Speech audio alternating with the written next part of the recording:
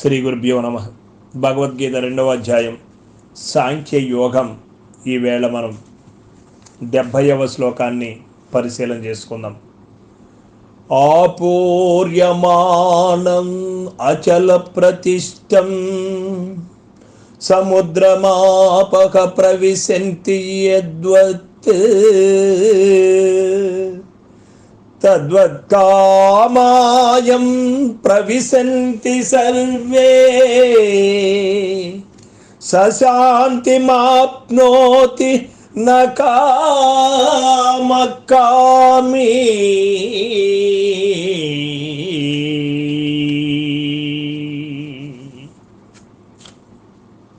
జలములచే సంపూర్ణముగా నిండింపబడినదియు నిశ్చలమైనదియోరగు సముద్రమును నదీ జలము మున్నగునవి ఏ ప్రకారము ప్రవేశించుతున్నవో ఆ ప్రకారమే భోగ్య విషయములన్నీయు ఏ బ్రహ్మనిష్ఠుని పొంది అతనిని వికృతము చేయలేక అణగిపోవుచున్నవో అతడే శాంతిని పొందును గాని విషయాసక్తి కలవాడు కాదు అని మనకు తెలియబడుతుంది.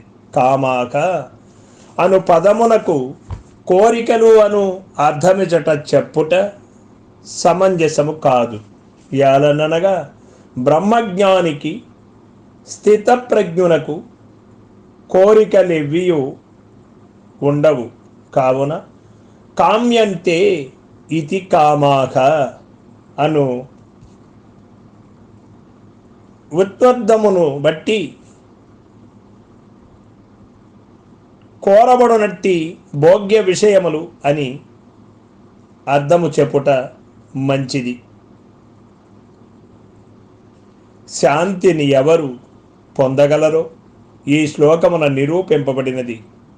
కామమునకు దాసుడు, విషయాసక్తుడు, కోరికలను కోరుచుండువాడు శాంతినెప్పటికీ పొందజాలడని ఇచ్చట స్పష్టముగా చెప్పివేయబడినది.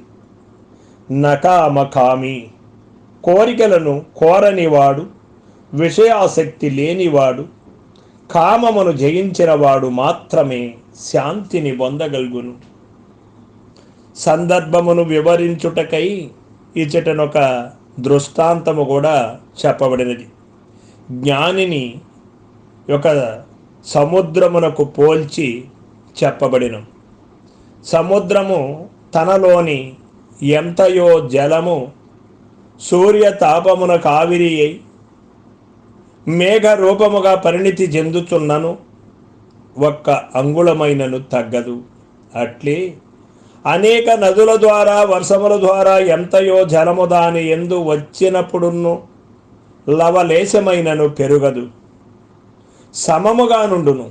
అట్లే జ్ఞానియగువాడు స్థితప్రజ్ఞుడు తన ఇంద్రియములకు శబ్దాది విషయములనేకములు గోచరించినను గోచరింపకున్నను నిర్వికారుడుగా ఉండును, ఏమాత్రము చెలింపడు. అతనికి విషయాసక్తి ఒకంతైనను లేకుండును. సర్వే కామాక అని చెప్పుట వలన ఒక విషయము కాదు, అనేక భోగ్య విషయములు వచ్చి మీద పడినను అవి అచటనే అణగిపోవును, వికారమును గలుగజేయవు. అనగా జ్ఞానియగువాడు ఒకవేళ దైవీకముగా నిత్య వ్యవహారమున అనేక దృశ్య విషయముల మధ్య ఉండుట తటస్థించినను ఇంద్రియముల ద్వారా అతనికి శబ్దాది విషయములు గోచరించినను ఏ వికారమును లేకుండునని ఇక్కడ మనకు భావం తెలియబడుతూ ఉన్నది. జ్ఞానికి ఉన్నటువంటి శక్తి ఎంతటిది అనేది ఇక్కడ మనకు నిరూపణ అయినది. జ్ఞాతజ్ఞేయస్య మనసో నూనమే తద్ది లక్షణం నస్వదంతే సమగ్రాణి భోగవృందాని యత్ పునః అని వశిష్ఠ గీత కూడా ఇదే సత్యాన్ని తెలియజేసింది. శ్రీ వశిష్ఠ మునీంద్రులు వారు పలికినట్లు ఆత్మజ్ఞాని యొక్క గురుతు భోగములందు ఆసక్తి లేకుండాటే యవును అని. ఒకవేళ ఆసక్తి ఉండినచో అతడింకను జ్ఞాన స్థితిని పొందలేదని తాత్పర్యము. సముద్రము మహాజలముచే పరిపూర్ణమై ఉండునట్లు జ్ఞాని బ్రహ్మానందముచే పరిపూర్ణుడై ఉండును. మరియు సముద్రము అచలమై సుప్రతిష్ఠితమై ఉండునట్లు జీవన్ముక్తుడు నిర్వికారుడై నిశ్చలుడై మేరు సమాన గంభీర్యము కలిగి ఉండును అని మనకు తెలియబడుతూ ఉన్నది. చిన్న చిన్న చెరువులలో, దొరువులలో, గుంటలలో, బావులలో, సరస్సులలో, నదులలో అధిక జలము వచ్చినప్పుడు అవి కట్టలు తెంచుకొనును. జలమేమియూ రానప్పుడు, ఎండలు బాగుగా కాచినప్పుడు పూర్తిగా ఎండిపోవును. అట్లే అజ్ఞానులు హృదయమున భోగ్య పదార్థములు శబ్దాది విషయములు వచ్చి పడినచో వికారవంతులై చపల చిత్తులై ప్రవర్తించుదురు. ఏ విషయములు లభించనిచో శోకాకులురై దీనులుగా వర్తించుతుందురు. ఇది జ్ఞానులకు అజ్ఞానులకు గల భేదము. ఈ భేదమే ఈ శ్లోకమున నిరూపింపబడినది. మరియు కోరికలు కోరువాడు శాంతినెన్నటికీ బడయజాలడని చెప్పబడినందున మనుజుడు కామమును త్యజించి లేక జయించి కోరికలను పూర్తిగా జయించినటువంటి విషయాసక్తిని వదలి వాంఛారహితుడు కావలనే కాని వాంఛా సమన్వితుడు ఎన్నటికి కారాదు. ఇచట ఇంకొక రహస్యమును గలదు.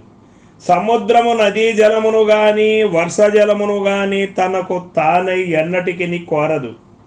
అవియే దైవికముగా వచ్చి పడును. అట్లే జ్ఞానియు ఏ విషయమును కోరడు. కానీ నిత్య వ్యవహారమున ఒకవేళ దైవికముగా శబ్దాది విషయములు తటస్థించినను వానిచే అతడేమాత్రము తొణకక నిర్వికారుడై ఉండునని భావము కూడా ఇక్కడ మనకు తెలియబడుతూ ఉన్నది. కాబట్టి శాంతిని అభిలషించు వారందరూ ఈ శ్లోకమును అందును ముఖ్యముగా సశాంతి మాప్నోతి నకామకామి అను చివరి పాదమును బాగుగా మననము చేయుచు తమ ఎందున్న ఒక్కొక్క కోరికను బయటకు లాగి పారవేసి కామరూప పిశాచమునకు తన హృదయమున ఇసుమంతైనను చోటీయక తత్ఫలితముగా పరమశాంతిని అనగా ఆత్మ ఆనందమును అనుభవించవలయును. వారే ఆత్మానందాన్ని అనుభవింపగలరు. విషయ చింతనకు లేశమంత చోటు ఇచ్చినా మనలో ఉన్న ప్రజ్ఞను అంతా కూడా అది కూల్చివేయగలదు. అందుచేత కడు జాగరూకులై ఉండాలి సాధకులని ఇక్కడ మనకు తెలియబడుతుంది. శాంతిని ఎవడు పొందగలడు అంటే ఏ కోరికలు లేనివాడు, విషయజాలముచే వికృతము కాని హృదయము గలవాడు, సముద్రము వలె నిర్వికారుడై చెన్నుందువాడు శాంతిని పొందును. అంతే కాని కోరికలను కోరుచుండు వాడెన్నటికి శాంతిని పొందలేడు అని మనకు ఇక్కడ స్పష్టంగా తెలియబడుతూ ఉన్నది. సర్వం సద్గురు పాదార్పణమస్తు. జై గురుదేవ.